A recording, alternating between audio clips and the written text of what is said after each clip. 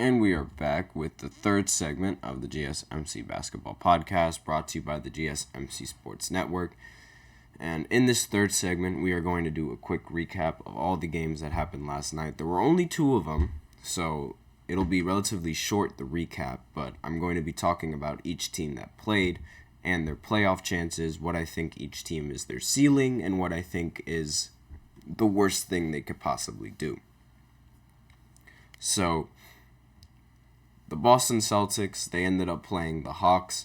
I thought this was going to end up being a good win for the Celtics, and they ended up playing all of their players, so I didn't expect them to do that either. I thought they were going to sit out, since they already clinched the playoffs and they already have the 1 seed on locks. Jason Tatum, he ended the game with 31 points and 13 rebounds. Derek White ended the game with 22 points, 7 rebounds, and 5 assists. Porzingis ended the game with 20 points and 7 rebounds. Jaylen Brown ended the game with 18 points and 4 assists. So it's not like the team really played that bad in this game. They ended up shooting 38% from 3, 14 of 36, which again seems to be the common theme with this team and could possibly lead to their downfall. Like I mentioned previously, that this is a team that relies on the three-point shot a lot. So if the threes aren't falling, then that is a serious problem for the Boston Celtics. Now, DeJounte Murray, he ended the game with 44 points. However, he also ended the game shooting 18 of 44. So he took 44 shots and ended with 44 points, 6 of 19 from the field, 2 of 2 from the free throw line. Now, obviously, can't really say much about it because he ended up getting the win, and the only Westbrook and Kobe have taken more shots in a game over the last 20 years than 44 shots, which is honestly ridiculous coming in from DeJounte Murray. Like, that is... And I thought Jordan Poole was a shot chucker. That is 44 shots for one player is insane. He almost took half of their shots. Like, the rest of the team took 60 shots, but he took 44. That alone is really, really ridiculous. But, I mean, he ended up getting 44 points and ended up hitting the game winner in overtime. So I guess that's... And he ended up scoring all the points in overtime as well. So I guess there's you can't really say much when you end up getting the win. So let's look at the rest of the stats real quick. Bogdanovich ended the game with 24 points, 5 assists, and 7 rebounds. DeAndre Hunter ended the game with 21 points and 13 rebounds. Clint Capella ended the game with 12 points and 13 rebounds as well. And that was basically it in terms of production and scoring because, I mean, DeJounte Murray was the one taking all of the shots. So couldn't really get anyone else going other than those few people if there's that one person that's just taking every single shot. But regardless, that's a win, which, I mean, it doesn't really... They're in no danger of losing their play-in spot, Atlanta. Right now, they're the 10th seed, and the team below them is the Brooklyn Nets, and if you guys have paid attention, you know that is my favorite team, and I know that team is not going to do anything, and they are not going to be able to catch up to make the play-in. I just know that. And the Hawks, they basically, like, they have it. Like, there's no real competition. Unless they lose out, surprisingly, and one of the teams just below them ends up winning a bunch of games in a row, but I don't see that happening in the near future. So, going into the playoffs, however, they look to be playing the Chicago Bulls in the first round of the play-in, and they have to win that round in order to advance and either play between the Sixers or the Heat. Now, depending on how the matchup goes, and depending on Joel Embiid's status and how well he plays, I think that the Hawks look like they're going to be playing the Sixers, which is a team that they've beaten before, and now they don't have Ben. I mean, it's a good thing they don't have Ben Simmons, but they don't have Harden, who I think was a better acquisition. So, but still, I think the Hawks would end up losing to the Sixers in the end. So their ceiling is one play-in win for me. And that's really, really disappointing, especially for a team that has someone as talented as DeJounte Murray, and how several years before, well, not several years before, but a few years, like one time in a few years, like in 2021, they ended up winning a bunch of playoff games and ended up going all the way to the Eastern Conference Finals, and now they struggle to make it to the play-in. Now, as for the Boston Celtics, as you guys most definitely know from the rest of the podcast that I've done and that I've covered, you know that the Celtics, they are easily the favorites to make it all the way to the finals. And even though they ended up losing this game, they're still in no jeopardy of losing the 1 seed. And they could end up playing either the Sixers, the Heat, the Bulls, or the Hawks. So either one of those teams has a chance of playing in the 8th seed and being an 8th seeded team.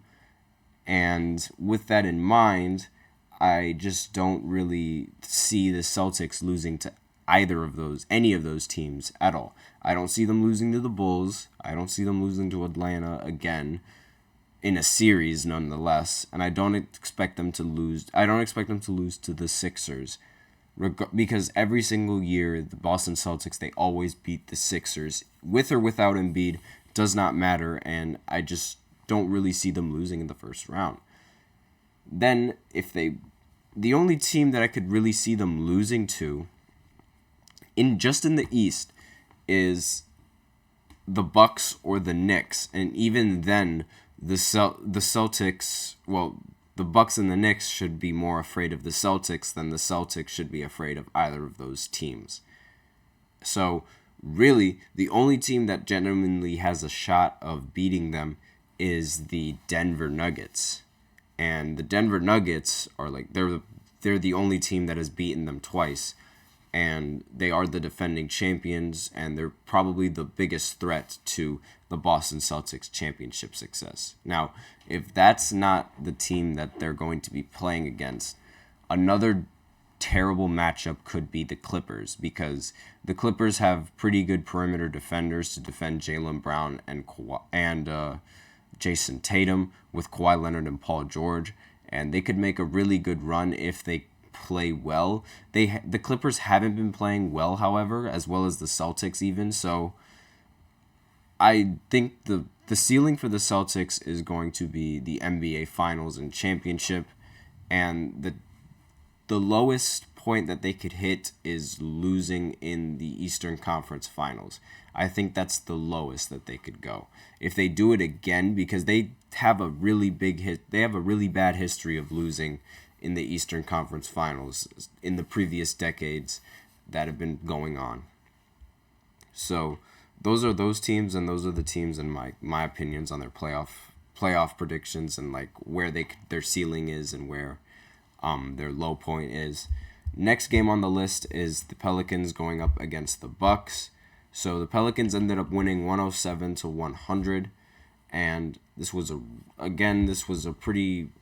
really good game, but a really bad coaching game from Doc Rivers. Again, it's just this was a really big game in terms of matchups. Giannis ended the game with 35 points and 14 rebounds. He was incredibly dominant, so this was a wasted game from Giannis because the rest of the supporting cast just wasn't there. Brook Lopez ended the game with 7. Chris Middleton also ended the game with 7.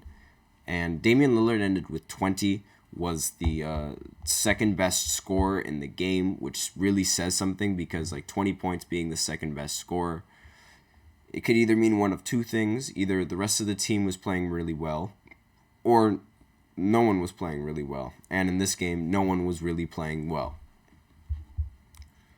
Because shooting 8 of 16 for 20 points, Damian Lillard needs to produce a lot more offensively if this team wants to go anywhere besides losing in the first or the second round.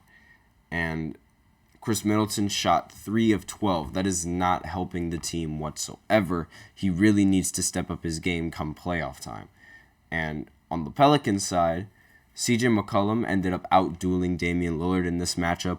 25 points, 7 assists, 7 rebounds. Zion Williamson ended the game with 28 points. No Brandon Ingram as well in this game, and that showed to be no problem for the Pelicans. Jonas Valanciunas ended the game with 17 points and 10 rebounds. So obviously a great game for these for the Pelicans. And Trey Murphy III ended the game with 15 points and 11 rebounds. They shot the ball very well too. Zion shot 9 for 15. CJ was 9 for 24, but still he still played a little bit better than Dame. Ended up getting a few more points than him, and ended up getting better overall stats. And it was just a better game coming in from the Pelicans, and they really turned it around. CJ pins the turnaround on them losing to the Lakers. Of course, it goes back to the Lakers. And they ended up getting blown out in that game, and that's sort of ever since then, they've just completely flipped the switch, and now they hold the 5th seed in the Western Conference, and they confidently hold it. They're ahead of the Mavericks by 2 games, so they look poised to play the Clippers in the first round. Now, this matchup is going to be very interesting because the Pelicans, they usually beat the Clippers in the regular season. So if that's the same trend going into the playoffs, then I wouldn't be surprised if the Pelicans can pull off an upset beating the Clippers. So I think the Pelicans' season and their ceiling is probably going to be a Western Conference Finals appearance, and their low point is losing to the Clippers. Actually, wait, no, I lied, because there's still a possibility that the rest of these teams, their low point would be that they would have to go into the play-in and then play as a 7th or an 8th seed, because the Western Conference is incredibly close, and it's a lot more difficult to decide on where each team is going to be seated once the season ends. So if the Mavs end up winning a lot more games than the Pelicans to close the season out, there's a possibility that the Pelicans could play the Thunder in the first round, or the Timberwolves, or the Nuggets, which is probably the least favorable matchup that they would want. So I think, I still think their ceiling is it could be the Western Conference Finals, but their low point could be, honestly, losing in the play-in to the Phoenix Suns and then losing to the Lakers. That could be the low point, just losing in the play-in for this Pelicans team, because of how good the Western Conference really is. But hopefully, it's probably not going to get to that point. I think the Pelicans are going to stay afloat in the playoffs, and they're going to hold a playoff spot. So no need to worry about play-in type of I don't think they need to worry about the play-in at all. Now for the Bucks, I think they should worry completely. They still have the 2nd seed, so it's not like they're going to... the Knicks are 2 games behind them, so they could see them drop in the seeding, but at the worst they could probably get to is the 4th seed or the 5th seed. I could see that could be the worst seed that they get to. And even then, if that's the worst seed, the matchups that they get is probably going to be a little bit better than the matchups that they could get in the first round. Now, depending on how the seedings end, the Pacers could end up dropping to the 7th seed and taking the 7th seed after winning a bunch of play-in games, depending on how the seeding goes. So if the Bucks have struggled against the Pacers every single time in the regular season. So I think their ceiling is an Eastern Conference Finals appearance, and they end up losing to the Celtics because the Celtics are just a much better team. Now, their low point could be losing in the first round to the Pacers, or to the Miami Heat yet again. Simply, oh my gosh, that's actually the low point, losing to the Heat in particular, because the Heat, they were expected to get Damian Lillard this previous offseason, and they ended up not getting him. So there's a lot of bad blood with Damian Lillard in Miami a little bit because they felt like they got played. But that could be the low point of that team. And with that, that's the end of the third segment, and we are out of time. So now we are going to go into the fourth segment, where I talk about the possibility of Paul George joining the 76ers next season. So I will be right back after this short break.